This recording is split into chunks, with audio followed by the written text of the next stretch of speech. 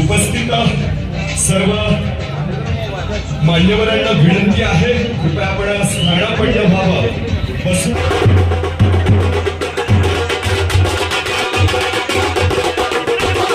स्थानापन्न व्हायचं आहे.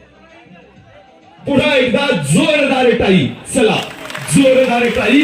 खासदार निलेशजी लंके आपल्या उमेदवारांना आशीर्वाद देण्यासाठी खासदार लंके साहेब आपण उपस्थित राहिला.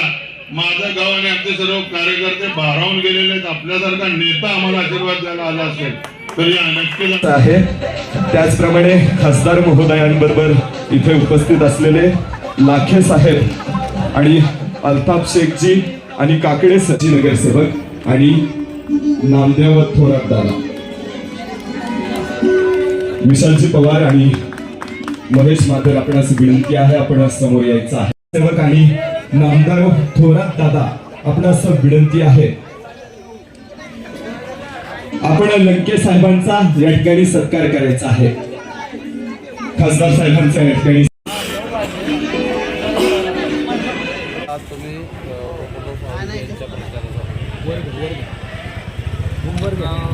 आज सावंत आणि माझी वेगळी बंधुतुल्य नाते मैत्री भावाप्रमाणे बरोबरीने कराड शहरामध्ये नेतृत्वाखाली या ठिकाणी आघाडी त्या ठिकाणी आमचे नेते बाळासाहेब ठाकरे, त्या शहराचे उपनगराध्यक्ष आणि आत्ताचे नगराध्यक्ष पदाचे राजेंद्र यादव असो, आमचे हुसेन आंबेडकर असो, प्रवासी या प्रभागातील आमच्या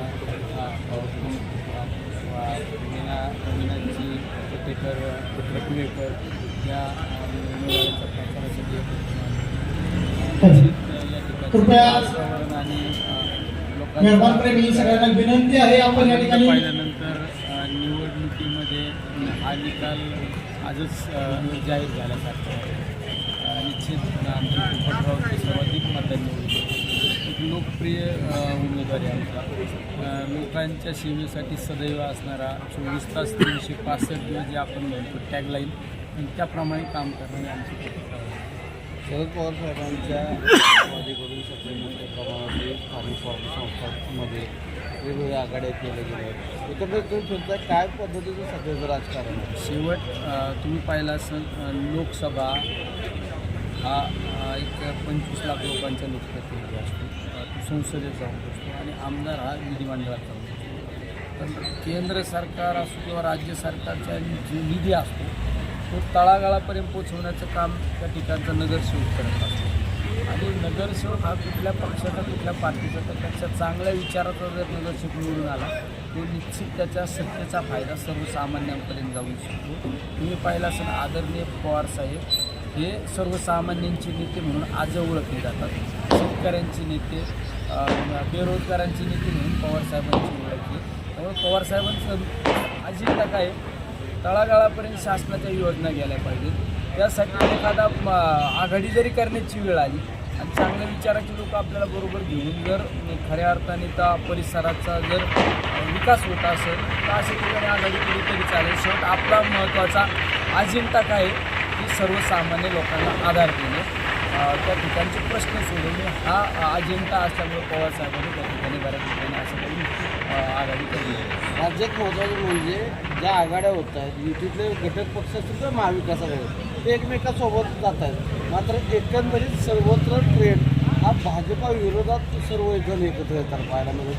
नक्की या राजकारणाकडे कसं पाहतो? तुम्ही पाहिलं असेल, भाजपची राजकीय पद्धत जर पाहिली एक हुकुमशाहीच्या बाजूने ही वाटचाल आपल्याला भाजपची पाहायला मिळत आहे. त्याच्या विरोधात हे सगळे आजच्या परिस्थितीत तरी वेगवेगळ्या ठिकाणी एकवटलेले आपल्याला पाहायला मिळत आहे. काही ठिकाणी दोन्ही शिवसेनेच्या युद्ध झालेल्या आहेत, उद्धव साहेबांच्या किंवा शिंदे साहेबांच्या. काही ठिकाणी राष्ट्रवादी काँग्रेस पवारसाहेब असो, राष्ट्रवादी काँग्रेस अजितदादा असो किंवा इतर पक्ष एकत्र येऊन निवडणुका लढवत आहेत. पण असं कुठं दिसलं नाही की राष्ट्रवादी भाजप एकत्र लढले आहे, काँग्रेस भाजप एकत्र लढले आहे, शिवसेना भाजप एकत्र, असं काही झालं नाही. त्यामुळे हुकुमशाहीला विरोध ओके.